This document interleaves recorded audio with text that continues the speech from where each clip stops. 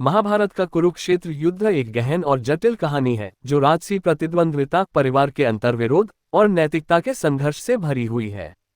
यहाँ इसकी पूरी कहानी प्रस्तुत है।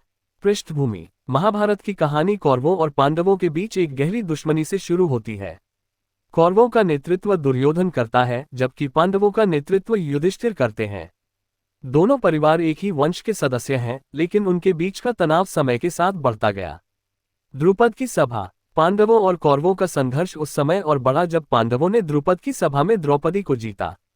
दुर्योधन को ये बात बुरी तरह से खली और उसने पांडवों से प्रतिशोध लेने की योजना बनाई। जुए का खेल: कौरवों ने पांडवों को जुए में हराया और उन्हें वनवास भेज दिया। इस दौरान द्रौपदी का अपमान हुआ, जो कि एक महत्वपूर्ण घटना थी। पांडवों ने वनवास के बाद अपनी शक्ति को पुनः प्राप्त करने की योजना बनाई। लौटने के बाद, वनवास समाप्त होने के बाद पांडवों ने कौरवों से अपनी भूमि लौटाने की मांग की, लेकिन दुर्योधन ने मना कर दिया। इस अस्वीकृति के बाद युद्ध का रास्ता तय हो गया। कुरुक्षेत्र का युद्ध: कुरुक्षेत्र का युद्ध 18 दिनों तक चला। दोनों पक्षों ने अपनी सेनाएं जुटाई और युद्धभूमि पर अपने अपने योद्धाओं के साथ आए। प्रमुख योद्धा जैसे भीष्म, द्रोण, कर्ण और अर्जुन ने युद्ध में भाग लिया। भगवद गीता: युद्ध की शुरुआत से पहले अर्जुन ने युद्ध करने में संकोच किया और भगवान कृष्ण से सलाह मांगी। कृष्ण ने उसे भगवद गीता का उपदेश दिया, जिसमें उन्होंने धर्म, कर्तव्य और आत्मा के बारे में गहरी ज्ञान की बातें की।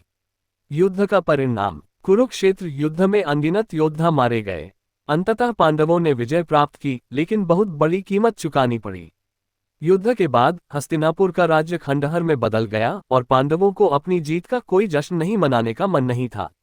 निष्कर्ष: कुरुक्षेत्र युद्ध महाभारत की कहानी का एक महत्वपूर्ण मोड़ है जो जीवन, धर्म और नैतिकता के जटिल पहलुओं को उजागर करता है। ये युद्ध केवल एक भौतिक संघर्ष नहीं था, बल्कि यह मनुष्य के भीतर संघर्षों और संघर्षों का प्रतीक भी है। इस प्रकार महाभारत का कुरुक्षेत्र युद्ध एक गहन और शिक्षाप्रद कहानी है जो सदियों से लोगों को प्रेरित करती आ रही है।